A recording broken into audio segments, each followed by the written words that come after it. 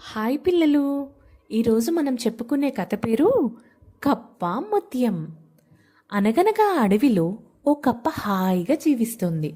ఒక హంస దానికి పరిచయమైంది. కొద్ది రోజుల్లోనే అవి ప్రాణమిత్రులయ్యాయి. ఒకరోజు కప్ప కొలంలో తామరాకు పైన తేలుతూ హంస ఒడ్డున నిలబడి మాట్లాడుకుంటున్నాయి. ఈలోగా ఎట్నుంచొచ్చాడో ఓ వేటగాడు హంస మీదకు హఠాత్తుగా వల విసిరాడు. వలకు చిక్కిన హంస విలవిల్లాడింది. అది చూసి కప్పకి ఏం చేయాలో తోచలేదు. వేటగాడా, దయచేసి తనను విడిచిపెట్టు అని ప్రాధాయపడింది. దీన్ని నమ్మితే బోలె డబ్బు వస్తుంది, విడిచిపెట్టను అన్నాడు. నీకు డబ్బు కావాలంతే కదా, ఉండు అని కప్ప వెంటనే నీట మునిగి కొంతసేపు ఆగి ముత్యంతో పైకొచ్చింది.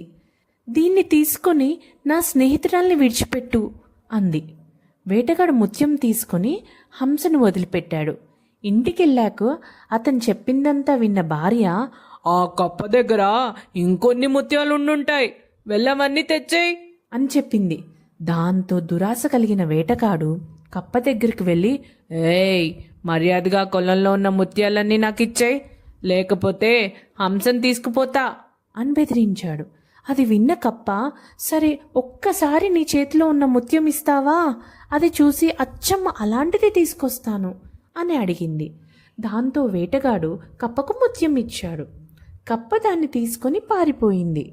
పోతూ పోతూ, నా స్నేహితురాలు ఎప్పుడో దాక్కుంది, నీకు మేం దొరకం, అత్యాశతో ఉన్నది కూడా పోగొట్టుకున్నావు, అనుభవించు అని అరిచింది.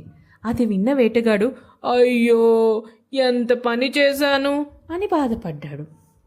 ఈ కథలో నీతేంటి పిల్లలు? దురాశ దుఃఖానికి చేటు.